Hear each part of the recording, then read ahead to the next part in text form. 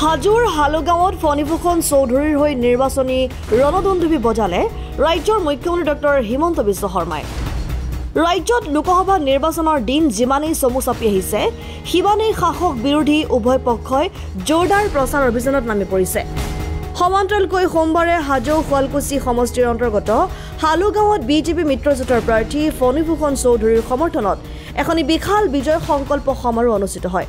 উক্ত সমাৰোহত বিজেপি অসম প্ৰদেশৰ অন্যতম ষ্টাৰ কেম্পেইনাৰ তথা ৰাজ্যৰ মুখ্যমন্ত্ৰী ডক্টৰ হিমন্ত বিশ্ব শৰ্মাই অংশগ্ৰহণ কৰি নিৰ্বাচনী ৰণদন্দুভি বজাই প্ৰায় 30 সহস্ৰাধিক বিজেপি অগপ মিত্ৰজোঁটৰ নেতা কৰ্মী আৰু সমৰ্থকসকলক সম্বোধন কৰি কংগ্ৰেছৰ দিনত ধুতি লুঙি আঁঠুৱা কম্বল সূতাৰ আঁচনি আছিল বুলি তীব্ৰ কটাক্ষ কৰি নৰেন্দ্ৰ মোদীৰ লগতে ৰাজ্য চৰকাৰৰ কাম কাজৰ অভিলাষী আঁচনিৰ বিষয়ে বহল ব্যাখ্যা দাঙি ধৰি পুনৰবাৰ প্ৰধানমন্ত্ৰীৰ আসনত মোদীক বহুৱাবৰ স্বাৰ্থত মিত্ৰজোঁটৰ সমৰ্থিত প্ৰাৰ্থী ফণীভূষণ চৌধুৰীক ভোট দি নৰেন্দ্ৰ মোদীৰ হাত শক্তিশালী কৰাৰ লগতে উন্নয়নৰ গতি অধিক ত্বৰান্বিত কৰিবলৈ সমৰ্থকসকলক উদ্দেশ্যি আহ্বান জনায়।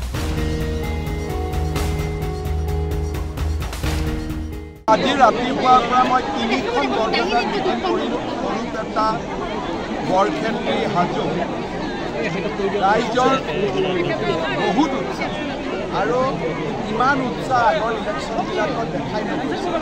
সেইকাৰণে মই আশা কৰোঁ কিবা লাখ ভোটত ফণীভূষণ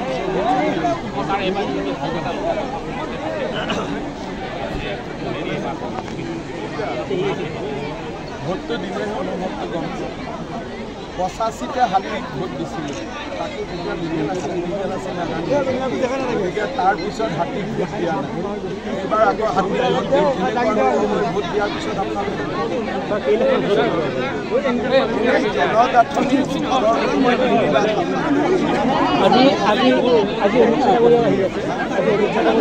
আজি অমিত শ্বাহ ডাঙৰীয়া গুৱাহাটীত ৰোড শ্ব' আছে।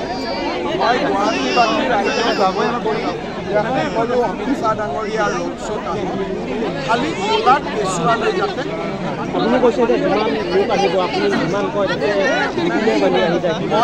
মই আশা কৰোঁ 5,000 সেইকাৰণে আজি লাখৰ ওপৰত মানুহ থাকে। কিন্তু ৰাইজক মই এটা অনুৰোধ কৰিম যাতে ক'লাত কেঁচুৱাক লৈ নাহে।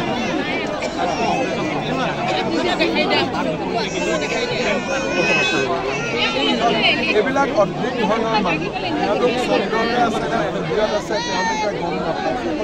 আমি ধৰা তলত আছোঁ, আমাক ইলেকশ্যনৰ কাম কৰি মই নাজানো। মই পৰহি দিনাখন ধুবুৰীত যাম।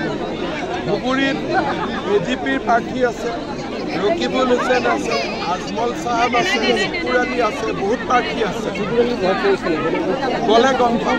কিছুমানেতো মোক সামগ্ৰী কৈ আছিলে, কিন্তু এতিয়ালৈকে মই ধুবুৰীত যোৱা ধুবুৰীখন লাচিপাৰা, ধুবুৰী, গৌৰীপুৰ এইবোৰ সমষ্টি।